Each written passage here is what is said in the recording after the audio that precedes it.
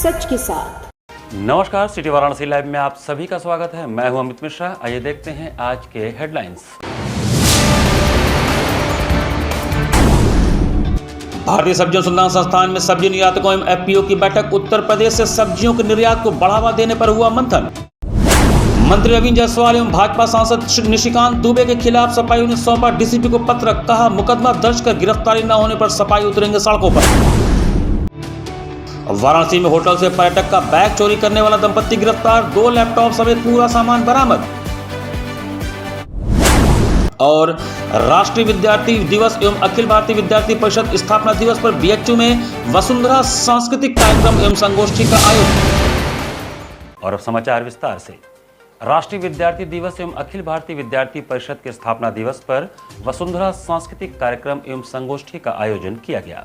राष्ट्रीय विद्यार्थी दिवस एवं अखिल भारतीय विद्यार्थी परिषद के स्थापना दिवस के अवसर पर काशी हिंदू विश्वविद्यालय इकाई द्वारा गुरुवार को केएन उडप्पा सभागार में वसुंधरा सांस्कृतिक कार्यक्रम एवं संगोष्ठी का भव्य आयोजन किया गया। कार्यक्रम में विद्यार्थियों ने भारतीय संस्कृति, राष्ट्रीय एवं युवा चेतना पर आधारित विविध सांस्कृतिक प्रस्तुतियां देकर उपस्थित जनसमूह को मंत्रमुग्ध कर दिया। कार्यक्रम के मुख्य अतिथि प्रोफेसर गुरुदेव प्रसाद सिंह ने कहा कि विद्यार्थी राष्ट्र की सबसे बड़ी शक्ति हैं। यदि युवाओं में राष्ट्रभक्ति, सामाजिक संवेदनशीलता और सेवा का भाव विकसित हो जाए तो भारत को विश्व गुरु बनने से कोई नहीं रोक सकता। उन्होंने विद्यार्थियों से समाज और राष्ट्र के प्रति अपने दायित्वों का निष्ठापूर्वक निर्वहन करने का आह्वान किया। बतौर विशिष्ट अतिथि अखिल भारतीय विद्यार्थी परिषद के राष्ट्रीय महामंत्री डॉक्टर वीरेंद्र सिंह सोलंकी ने कहा कि राष्ट्रीय विद्यार्थी दिवस केवल एक आयोजन नहीं बल्कि छात्र शक्ति के सामर्थ्य, संगठन और राष्ट्र के प्रति उसके संकल्प का प्रतीक है। उन्होंने कहा कि अखिल भारतीय विद्यार्थी परिषद अपने स्थापना काल से ही छात्र हित, शैक्षणिक गुणवत्ता, सामाजिक समरसता और राष्ट्र निर्माण के लिए निरंतर कार्य कर रही है। आज का विद्यार्थी ही विकसित भारत के निर्माण का आधार बनेगा। कार्यक्रम की अध्यक्षता करते हुए काशी हिंदू विश्वविद्यालय के आयुर्वेद संकाय के संकाय प्रमुख प्रोफेसर प्रदीप कुमार गोस्वामी ने कहा कि शिक्षा का वास्तविक उद्देश्य केवल रोजगार प्राप्त करना नहीं बल्कि चरित्रवान, संस्कारित और उत्तरदायी नागरिकों का निर्माण करना है। उन्होंने विद्यार्थियों से भारतीय ज्ञान परंपरा, सांस्कृतिक मूल्यों एवं मानवीय संवेदनाओं को अपने जीवन का आधार बनाने का आह्वान किया। अखिल भारतीय विद्यार्थी परिषद काशी हिंदू विश्वविद्यालय इकाई के इकाई अध्यक्ष पल्लव सुमन ने कहा कि राष्ट्रीय विद्यार्थी दिवस युवाओं को स्वामी विवेकानंद जी के विचारों से प्रेरणा लेकर राष्ट्र निर्माण में अपनी सक्रिय भूमिका निभाने का अवसर प्रदान करता है। उन्होंने कहा कि अखिल भारतीय विद्यार्थी परिषद निरंतर छात्रहित, सामाजिक समरसता एवं राष्ट्र पुनर्निर्माण के संकल्प के साथ कार्य कर रही है और विद्यार्थियों की सकारात्मक ऊर्जा को राष्ट्र के विकास से जोड़ने का कार्य कर रही है। संगोष्ठी में वक्ताओं ने राष्ट्रीय विद्यार्थी दिवस के ऐतिहासिक महत्व पर प्रकाश डालते हुए राष्ट्र निर्माण, सामाजिक उत्तरदायित्व, पर्यावरण संरक्षण तथा भारतीय सांस्कृतिक विरासत के संरक्षण में सक्रिय भूमिका निभाने का आह्वान किया। कार्यक्रम के अंतर्गत संगीत, नृत्य, लोक एवं सांस्कृतिक प्रस्तुतियों के माध्यम से विद्यार्थियों ने भारतीय संस्कृति की विविधता और समृद्ध परंपरा को जीवंत रूप में प्रस्तुत किया। इन प्रस्तुतियों को उपस्थित शिक्षकों, शोधार्थियों एवं विद्यार्थियों ने सराहा। कार्यक्रम के अंत में अखिल भारतीय विद्यार्थी परिषद काशी हिंदू विश्वविद्यालय इकाई के इकाई मंत्री अनुराग तिवारी ने सभी अतिथियों, शिक्षकों, प्रतिभागियों एवं उपस्थित विद्यार्थियों के प्रति आभार व्यक्त करते हुए धन्यवाद ज्ञापित किया। इस अवसर पर विश्वविद्यालय के शिक्षकगण, शोधार्थी, छात्र छात्राएं एवं अखिल भारतीय विद्यार्थी परिषद के अनेक पदाधिकारी एवं कार्यकर्ता बड़ी संख्या में उपस्थित रहे। मैं इस विद्यार्थी दिवस के दिन सभी देश के विद्यार्थियों से यही कहना चाहूँगा कि जिस प्रकार से देश को आज़ादी कराने के लिए, स्वतंत्रता कराने के लिए देश के उस समय के युवाओं ने स्वप्न देखे थे, जो उस समय के अपने निजी संकल्पों से बढ़ के, निजी स्वप्नों से बढ़ के उनके लिए स्वप्न हुआ करता था, आज भी उसी प्रकार के स्वप्न की आवश्यकता है। और आज हमारे देश के विद्यार्थियों ने अपने स्वप्न को पूरा करने के साथ साथ देश के लिए भी स्वप्न देखना चाहिए, देश को और समाज को समृद्ध बनाने के लिए स्वप्न देखना चाहिए। और उसके लिए आने वाले समय में जो जहाँ जिस परिस्थिति में है उस विद्यार्थी को अपने देश को आगे ले जाने के लिए, देश को कंट्रीब्यूट करने के लिए, उस अपना सपना देखने के लिए उस पर संकल्पित होते हुए अपना पुरुषार्थ करने का एक संकल्प लेकर आगे जीवन में बढ़ना चाहिए। भाजपा सांसद निशिकांत दुबे द्वारा सपा सुप्रीमो अखिलेश यादव के विरुद्ध सोशल मीडिया पर किए गए आपत्तिजनक टिप्पणी के खिलाफ सपा कार्यकर्ताओं ने डीसीपी काशी जोन गौरव वर्षवाल को प्रार्थना पत्र देकर एफआईआर दर्ज करने की मांग उठाई। भारतीय जनता पार्टी के सांसद निशिकांत दुबे द्वारा समाजवादी पार्टी के राष्ट्रीय अध्यक्ष एवं पूर्व मुख्यमंत्री माननीय अखिलेश यादव के विरुद्ध सोशल मीडिया पर की गई आपत्तिजनक एवं अमर्यादित टिप्पणी के विरोध में सपा के पूर्व महानगर अध्यक्ष विष्णु शर्मा विश्वकर्मा के नेतृत्व में समाजवादी कार्यकर्ताओं द्वारा काशी जोन के डीसीपी गौरव बंसवाल को प्रार्थना पत्र देकर एफआईआर दर्ज करने की मांग उठाई गई। सपा नेता विष्णु शर्मा विश्वकर्मा एवं कैंट की पूर्व प्रत्याशी पूजा यादव ने डीसीपी काशी जोन से कहा कि सांसद निशिकांत दुबे द्वारा सोशल मीडिया पर भ्रम और झूठ फैलाकर प्रदेश का माहौल दूषित करना चाहते हैं। वहीं वाराणसी के मंत्री रविंद्र जायसवाल द्वारा भी सोशल साइट्स पर अभद्र भाषा की टिप्पणी करने से सपाइयों में जबरदस्त उबाल व रोष व्याप्त है। सपा नेताओं ने कहा कि ये वही दुबे हैं जो देवघर बैद्यनाथ मंदिर के गर्भगृह में जबरन घुसपैठ कर पुलिस से मारपीट कर चुके हैं। सपा नेताओं ने मंत्री रविंद्र जायसवाल पर भी कार्रवाई की मांग करते हुए कहा कि मंत्री रविंद्र जायसवाल के बयान से धार्मिक भावनाओं को ठेस पहुंचा है। पत्रक सौंपने वालों में प्रमुख रूप से सपा के पूर्व महानगर अध्यक्ष विष्णु शर्मा विश्वकर्मा, कैंट की पूर्व प्रत्याशी पूजा यादव, महानगर उपाध्यक्ष जयशंकर यादव, मनोज यादव, रमाकांत जायसवाल, सोनू विश्वकर्मा, राजेश अग्रही, कंचन पासी, मंजू कनौजिया, आरती यादव, अभिजीत सोनी, मोनू मौर्य आदि लोग उपस्थित थे। महबूब नेता पीडीए का महानायक आदरणीय अखिलेश यादव जी के ऊपर व्यक्तिगत अभद्र टिप्पणी करने का काम किया और पूरा देश और पूरा हिंदुस्तान जानता है कि राम ट्रस्ट रामलला में चढ़ावा चोरी, दान चोरी, जो भी चोरी है ये भारतीय जनता पार्टी के लोग और आरएसएस के लोग इसमें शामिल हैं। सरकार बचने के लिए, सरकार ये कलंक मिटाने के लिए तरह तरह के हथकंडे अपनाने का काम कर रही है।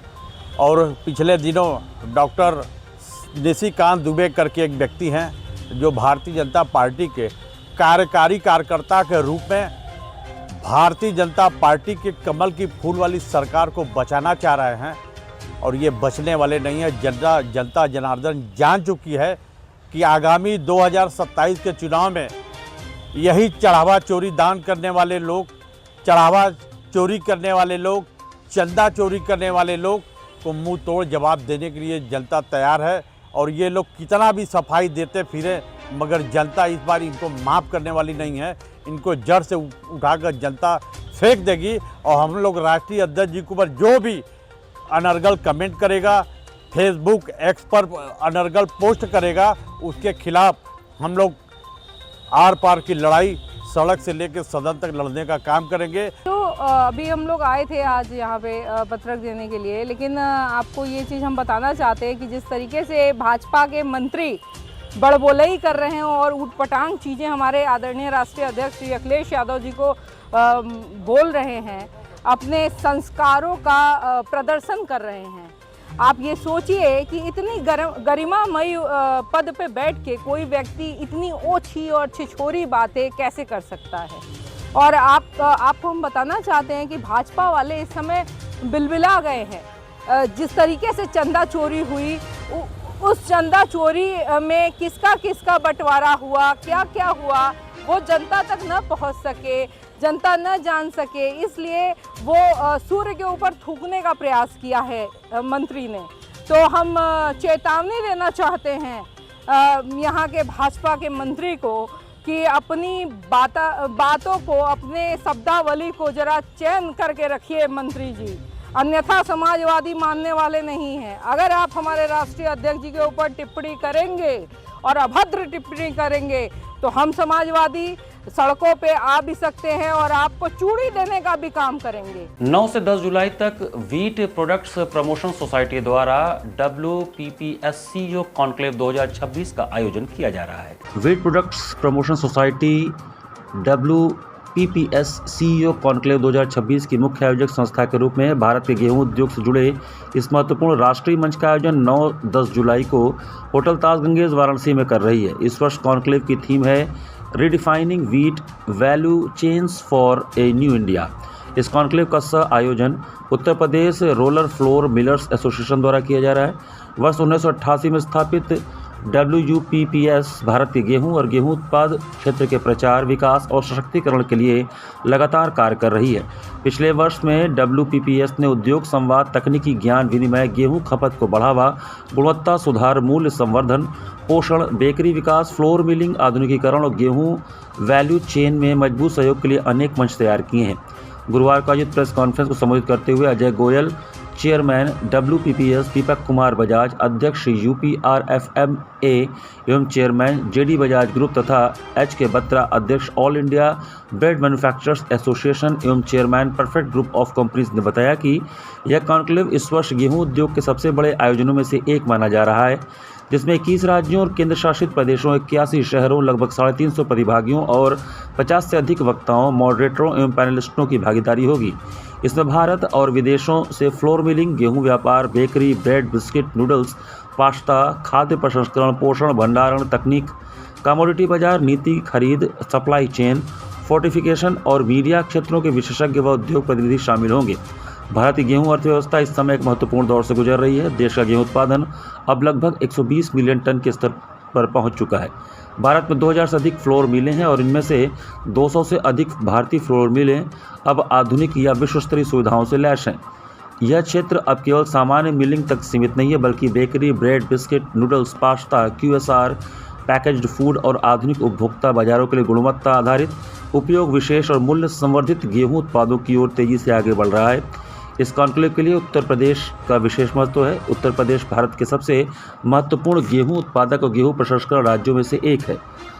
राज्य में वर्ष 2024-25 में गेहूं उत्पादन लगभग 35.65 मिलियन टन अनुमानित है और यहाँ 300 से अधिक रोलर फ्लोरर मिलें कार्यरत हैं। ये मिलें आटा, मैदा, सूजी और अन्य गेहूं उत्पादों का उत्पादन करती हैं तथा उत्तर प्रदेश के साथ साथ देश के अन्य राज्यों में भी आपूर्ति करती हैं।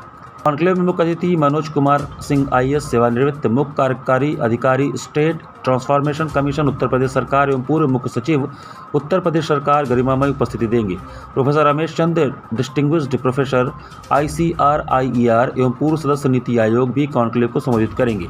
10 जुलाई को मुख्य सत्रों में भारत के गेहूं और गेहूं उत्पाद क्षेत्र से जुड़े महत्वपूर्ण विषयों पर चर्चा होगी, जिनमें वैश्विक गेहूं बाजार, नीति, मौसम और मूल्य जोखिम, खरीद, व्यापार, भंडारण, सप्लाई चेन और खाद्य सुरक्षा, मिलिंग तकनीक, गेहूं गुणवत्ता, फोर्टिफिकेशन, प्रोसेसिंग दक्षता और स्मार्ट एनर्जी समाधान, पोषण, बेकरी, स्टेपल्ड फूड, मूल्य संवर्धन और आधुनिक उपभोक्ता उत्पाद शामिल हैं। गेहूं सबसे गुणकारी चीज है, गेहूं जरूर खाइए। हमारा जो लोगो है वो है आई लव व्हीट, बिकॉज जो है गेहूं से ही प्रगति होती है। Wheat is the backbone of the Nations health and wheat का कोई रिप्लेसमेंट नहीं है, चाहे वो टेस्ट हो या उससे आप अलग अलग भिन्न प्रकार की चीजें बना सकते हैं। गेहूं जो है राइस ईटिंग नेशन भी जो है नूडल्स खा के जो है चेंज हो गए हैं। साउथ इंडिया में भी जो है उपमा जो है लीड ले रहा है, परोठा और पूरी जो है खाने लग गए हैं। तो गेहूं का जो है कोई विकल्प नहीं है, गेहूं खाना जो है सबसे अच्छी चीज है। भारतीय सब्जी अनुसंधान संस्थान द्वारा प्रौद्योगिकी प्रदर्शन के माध्यम से उत्तर प्रदेश से सब्जियों के निर्यात को बढ़ावा विषय पर बैठक का आयोजन किया गया। भारतीय कृषि अनुसंधान परिषद के भारतीय सब्जी अनुसंधान संस्थान ICAR-IIVR वाराणसी में उद्यान एवं खाद्य प्रसंस्करण निदेशालय उत्तर प्रदेश द्वारा संचालित एकीकृत बागवानी विकास मिशन MIDH परियोजना के अंतर्गत प्रौद्योगिकी प्रदर्शन के माध्यम से उत्तर प्रदेश से सब्जियों के निर्यात को बढ़ावा विषय पर सब्जी निर्यातकों एवं किसान उत्पादक संगठनों FPO की बैठक का आयोजन किया गया।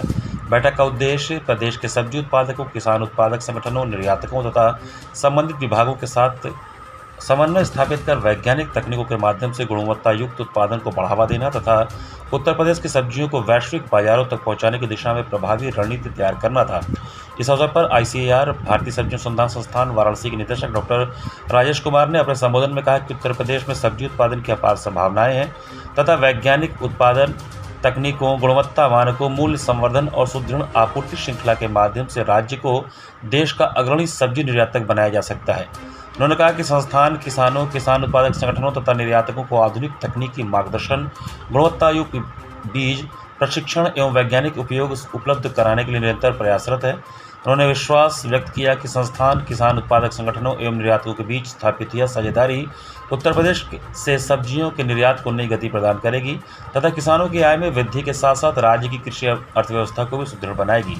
कार्यक्रम में कृषि विपणन एवं कृषि विदेश व्यापार विभाग एपीडा, निर्यात निरीक्षक परिषद के प्रतिनिधियों में निर्यात संबंधी सरकारी योजनाओं, गुणवत्ता मानकों, प्रमाणन, पैकेजिंग, शीत श्रृंखला तथा अंतर्राष्ट्रीय बाजार की आवश्यकताओं पर विस्तृत जानकारी दी गई।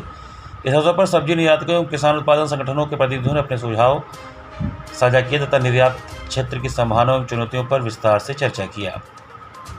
कार्यक्रम में संस्थान की ओर से doctor Neeraj Singh, doctor DP Singh, doctor Sudarshan Maurya, doctor Indivar Prasad, doctor Pradeep Karmakar तथा डॉक्टर राकेश कुमार दुबे सहित संस्थान के वैज्ञानिक, विभिन्न विभागों के अधिकारी, सब्जी निर्यातक, किसान उत्पादक संगठनों के प्रतिनिधि एवं प्रगतिशील किसान उपस्थित रहे। सारनाथ थाना पुलिस और एसओजी ने चोरी की घटनाओं का खुलासा करते हुए एक शातिर चोर को गिरफ्तार कर उसके पास से पीले और सफेद धातु के बिस्किट सहित एक DSLR कैमरा और 67,000 रुपए बरामद किए। वाराणसी में चोरी की वारदातों का सफल खुलासा करते हुए सारनाथ थाना पुलिस और एसओजी की संयुक्त टीम ने एक शातिर चोर को गिरफ्तार किया है। पुलिस ने अभियुक्त के कब्जे से पीली और सफेद धातु के बिस्किट, एक सोनी DSLR कैमरा तथा 67,000 रुपए नकद बरामद किए हैं। पुलिस आयुक्त के निर्देश पर अपराधियों के खिलाफ चलाए जा रहे अभियान के तहत डीसीपी वरुणा जोन के निर्देशन और एसीपी सारनाथ के नेतृत्व में कार्रवाई की गई। मुखबिर की सूचना पर पुलिस ने थाना सारनाथ क्षेत्र के फरीदपुर अंडरपास से चित्रांश खरवार उर्फ चीकू 20 वर्ष निवासी रसूलगढ़ पंचकोशी को 9 जुलाई 2026 की रात करीब 1:15 बजे गिरफ्तार किया। जांच में सामने आया कि गिरफ्तार अभियुक्त सारनाथ थाना क्षेत्र में दर्ज 3 अलग अलग चोरी के मुकदमों में वांछित था। इस मामले में आशापुर बेनीपुर बैंक कॉलोनी पुराना आरटीओ क्षेत्र के मकानों में ताला तोड़कर सोने चांदी के आभूषण, कैमरे और नकदी की चोरी की गई थी। पुलिस ने अभियुक्त के कब्जे से करीब 110.5 ग्राम पीली धातु का बिस्किट, 643 ग्राम सफेद धातु का बिस्किट, एक सोनी DSLR कैमरा और 67,000 रुपए नकद बरामद किए हैं। फिलहाल सारनाथ पुलिस अभियुक्त से पूछताछ कर रही है और यह पता लगाया जा रहा है कि उसने अन्य किन किन चोरी की घटनाओं को अंजाम दिया है। मामले में आगे की विधिक कार्रवाई जारी है। चित्रांश खरवार उर्फ चीकू की अरेस्टिंग हुई है, जो कि मूल रूप से रहने वाला पंचकोशी थाना सारनाथ का है। चित्रांश उर्फ चीकू पर टोटल 19 मुकदमे वर्ष 22, 24, 26 तमाम मुकदमे पंजीकृत हैं, यानी हैबिचुअल ऑफेंडर है।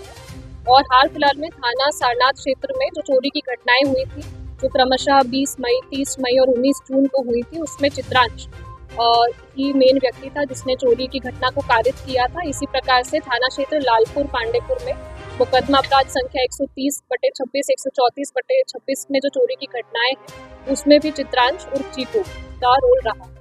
रही बात रिकवरी की, तो चित्रांश के पास से 67,000 कैश बरामद हुआ है। सारनाथ के एक केस में DSLR कैमरा चोरी हुआ था, वो कैमरा बरामद हुआ है। साथ ही पीली धातु का एक बिस्किट 110 ग्राम्स का वो बरामद हुआ है। इसी प्रकार से सफेद धातु का 643 ग्राम्स का एक बिस्किट भी बरामद हुआ है।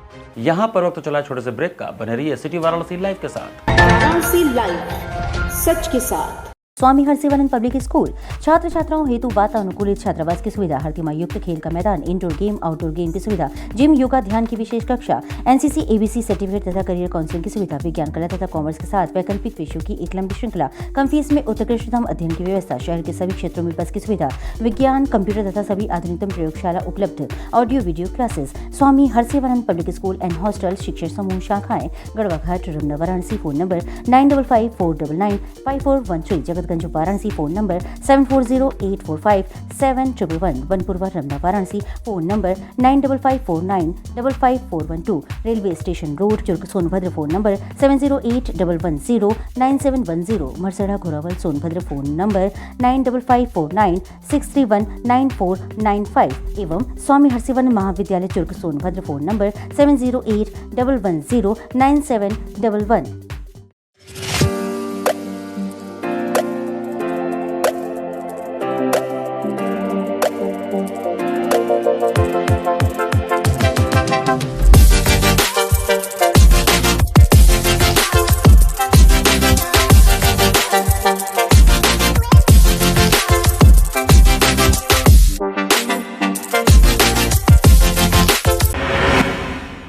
I am a student of Jeevandeep Mahavidyalaya. I am proud of Mahavidyalaya for excellent faculty, best support and best infrastructure and best place. I am a student of Jeevandeep Mahavidyalaya. I am proud of Mahavidyalaya for excellent faculty, best support and best infrastructure and best place. I am a student of Jeevandeep Mahavidyalaya. I am proud of Mahavidyalaya for excellent faculty, best support and best infrastructure and best place.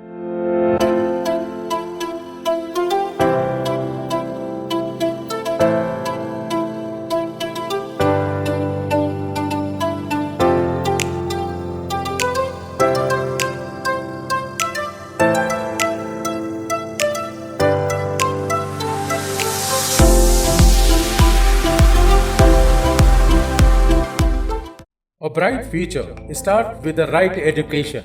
JPM English School, based on CBSE pattern. Admission open from pre-nursery to class 8. We provide high-quality education and expert guidance from experienced faculty. Spacious, calm and modern learning environment. A well-equipped computer lab. Modern science lab. Well-stocked library. Indoor games like chess, carom, ludo, etc. And outdoor games like skating, basketball, badminton, cricket, etc. Special yoga classes for overall physical and mental growth.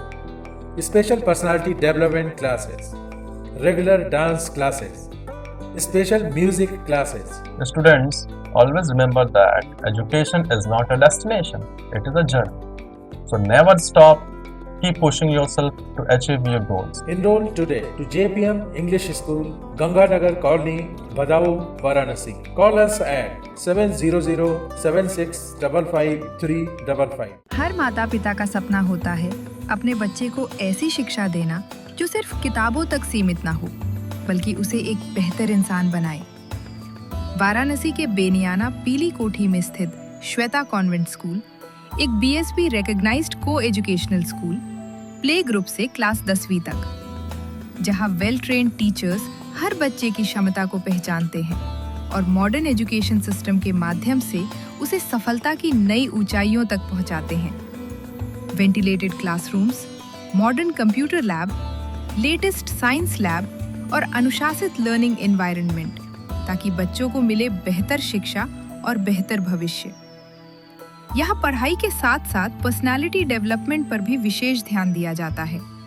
Regular sports activities जैसे karate, yoga, chess, carrom, kabaddi, kho kho, athletics और dance classes बच्चों के आत्मविश्वास और प्रतिभा को देते हैं नई पहचान। क्योंकि हमारा विश्वास है पद्मेकम शिक्षाम प्रति। आज ही जुड़िए श्वेता कॉन्वेंट स्कूल, बेनियाना, पीली खोठी, वाराणसी। कॉल नाउ 979-203-5713 और 70-529-16706। वाराणसी लाइव, सच के साथ। ब्रेक के बाद आपका स्वागत है। होटल गंगा फ्यूजी से एक पर्यटक का बैग चोरी होने की घटना का खुलासा करते हुए पुलिस ने एक अभियुक्त और उसकी पत्नी को गिरफ्तार किया। दशाश्वमेध थाना पुलिस ने होटल गंगा फ्यूजी से एक पर्यटक का बैग चोरी करने के मामले का सफल खुलासा करते हुए एक अभियुक्त और उसकी पत्नी को गिरफ्तार किया है। पुलिस ने आरोपियों के कब्जे से चोरी गए 2 लैपटॉप, चार्जर, किताबें, ATM कार्ड, आधार कार्ड, पैन कार्ड, चश्मे, ईयरबड समेत पूरा सामान बरामद कर लिया है।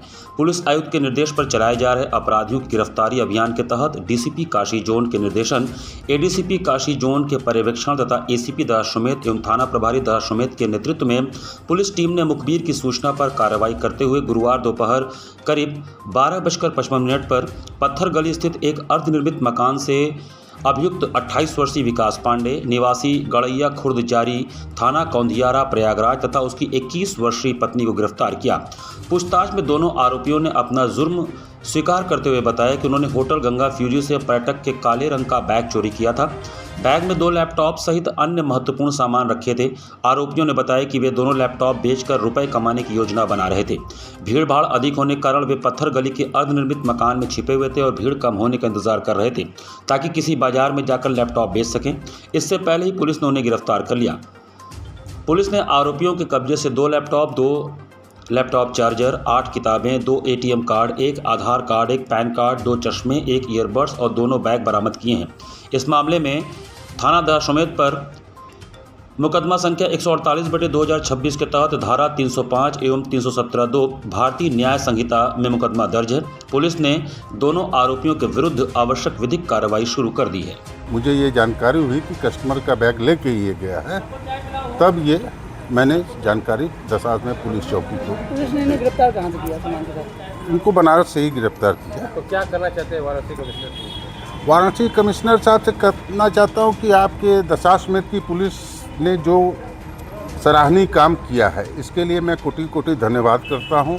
और इसी तरह से अगर अपराध पे रोक लग सकती है कि ताकि आपकी अगर पुलिस तत्पर है, जिस तरह से दशाश्वमेध पुलिस चौकी और थाना और हमारे ACP साहब की मेहनत से इतने बड़े इसका जो है वो खुलासा हुआ चोरी का, ये सराहनीय काम है। 11 से 12 जुलाई तक काशी हिंदू विश्वविद्यालय के काय चिकित्सा विभाग द्वारा केन उडब्बा सभागार में 2 दिवसीय राष्ट्रीय सम्मेलन का आयोजन किया जा रहा है।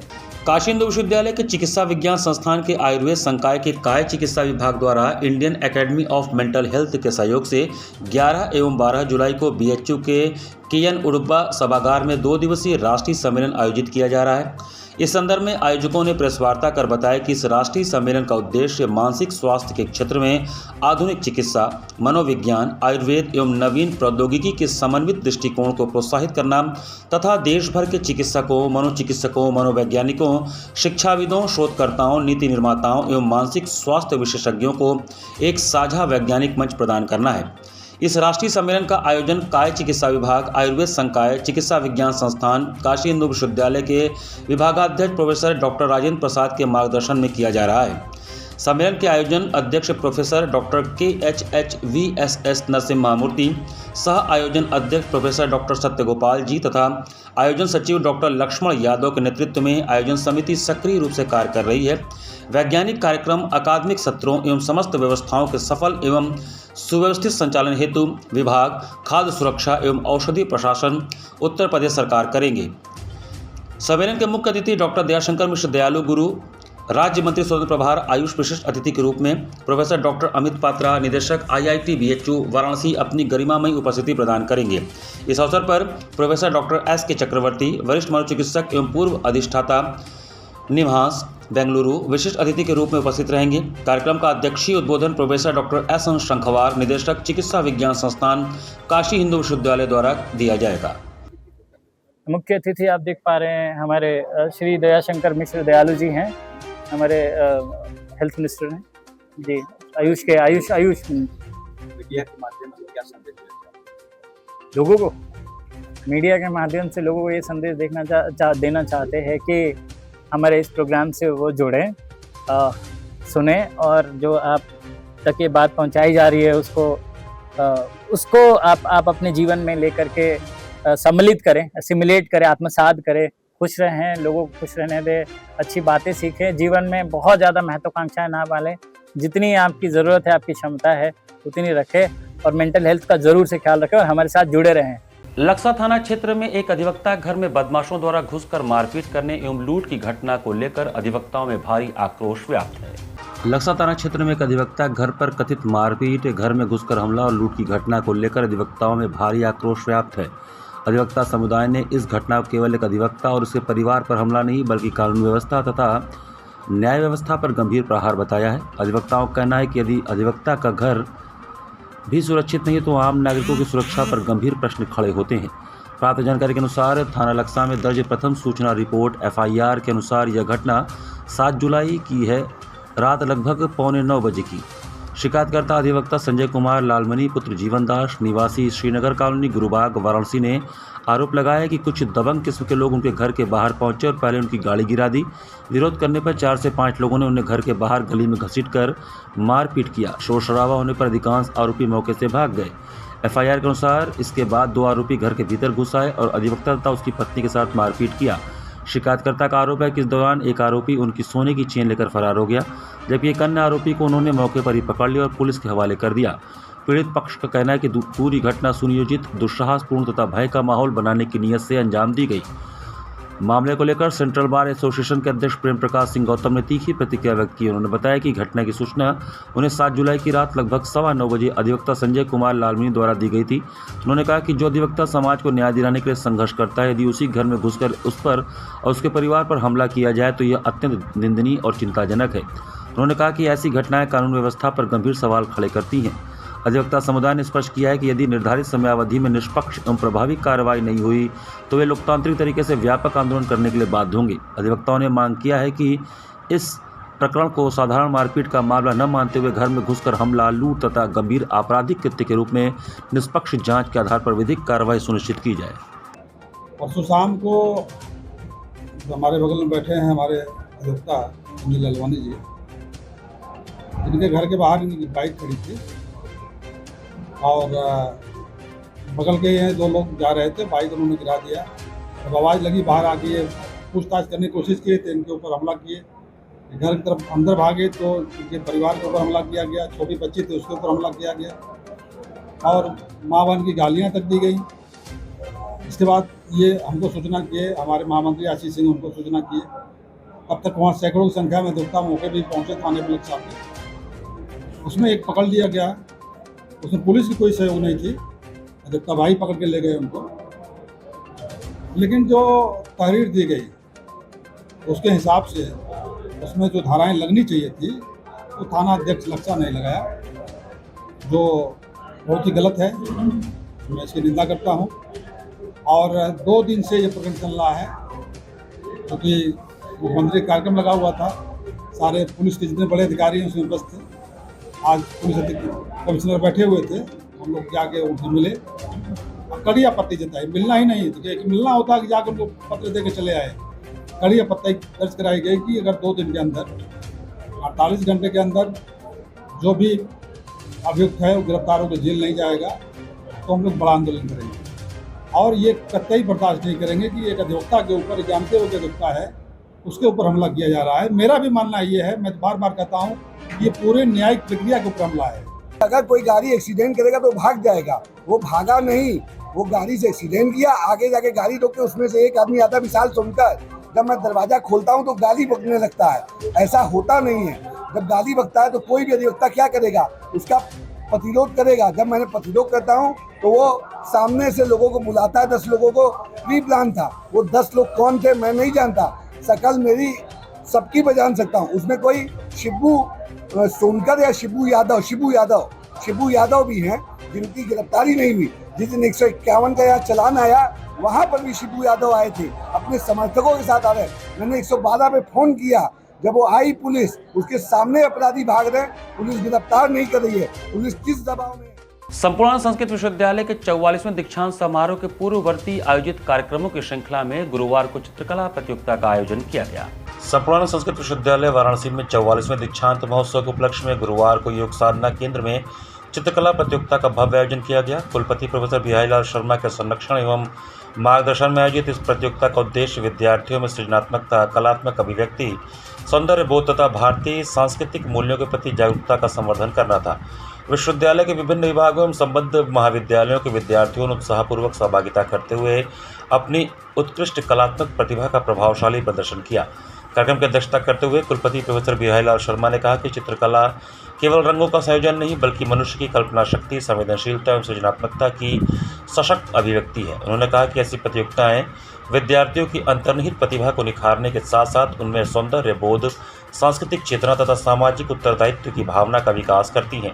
उन्होंने कहा कि शिक्षा का वास्तविक उद्देश्य केवल ज्ञानार्जन तक सीमित नहीं बल्कि विद्यार्थियों के व्यक्तित्व का सर्वांगीण विकास करना है।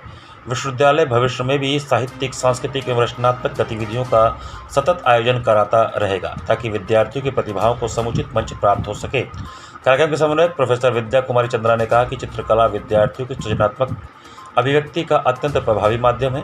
इस प्रकार की प्रतियोगिताएं उनकी कल्पना शक्ति, मौलिक चिंतन एवं कलात्मक दक्षता को विकसित करने का सशक्त अवसर प्रदान करती हैं। उन्होंने कहा कि 44वें दीक्षांत महोत्सव के अंतर्गत आयोजित विभिन्न शैक्षणिक, साहित्यिक, सांस्कृतिक एवं रचनात्मक कार्यक्रम विद्यार्थियों के बहुआयामी व्यक्तित्व निर्माण में महत्वपूर्ण भूमिका निभा रहे हैं। उन्होंने सभी प्रतिभागियों के उत्कृष्ट प्रदर्शन की सराहना करते हुए भविष्य में भी ऐसे आयोजनों में सक्रिय सहभागिता का आह्वान किया।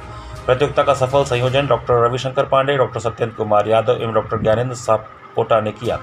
कार्यक्रम के समापन पर डॉक्टर रविशंकर पांडे एवं डॉक्टर सत्येंद्र कुमार यादव ने सभी अतिथियों, शिक्षकों, प्रतिभागियों एवं आयोजन समिति के प्रति आभार व्यक्त किया। इस अवसर पर doctor Nitin Arya, doctor Sumita, doctor Pasang, doctor Arpita सहित विश्वविद्यालय के विभिन्न विभागों के शिक्षक, अधिकारी, कर्मचारी एवं बड़ी संख्या में विद्यार्थी उपस्थित रहे।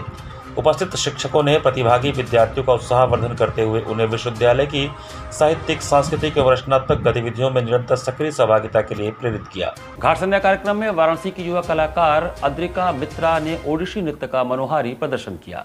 जिला प्रशासन के अभिनव पहल सुबह बनास के अंतर्गत घाट संध्या कार्यक्रम में गुरुवार को वाराणसी की युवा कलाकार अद्रिका मित्रा ने उड़ीसा के प्रसिद्ध शास्त्रीय नृत्य ओडिसी की प्रस्तुति का शुभारंभ मंगलाचरण एवं समापन बसंत पल्लवी से किया। कलाकार ने इस अद्भुत अलौकिक अप्रतिम नृत्य की प्रस्तुति प्रस्तुत करके दर्शकों के हृदय को आह्लादित किया। कलाकार को प्रमाण पत्र एवं आशीर्वचन बालेश्वर तिवारी ने प्रदान किया। कार्यक्रम का संयोजन सुबह बनास के सचिव एवं संस्थापक डॉक्टर रत्नेश वर्मा ने किया है। कार्यक्रम का सफल संचालन सीमा केसरी ने किया। इस अवसर पर भारी संख्या में दर्शकगण उपस्थित रहे।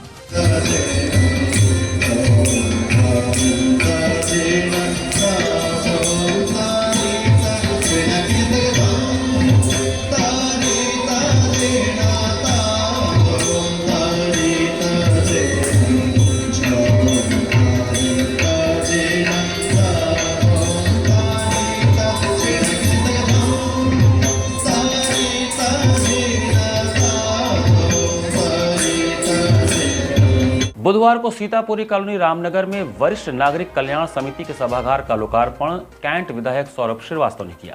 सीतापुरी कॉलोनी में बुधवार को वरिष्ठ नागरिक कल्याण समिति के सभागार का लोकार्पण विधायक सौरभ श्रीवास्तव ने किया। सभागार में सारी सुविधाएं मुहैया कराई गई हैं।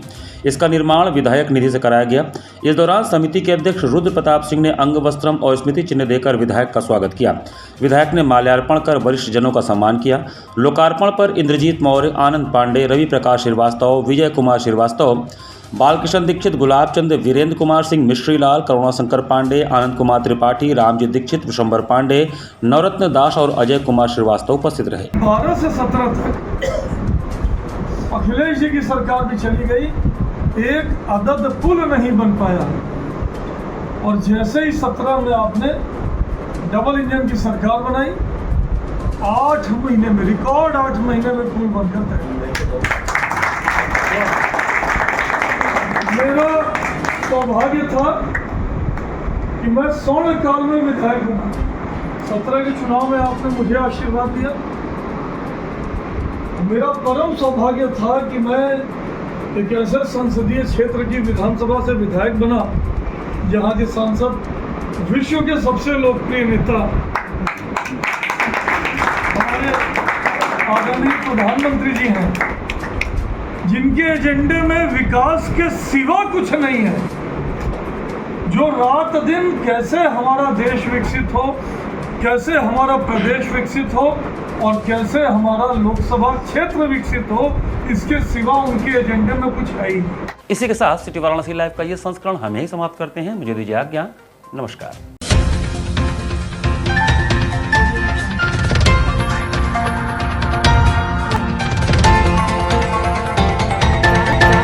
लाइव सच के साथ।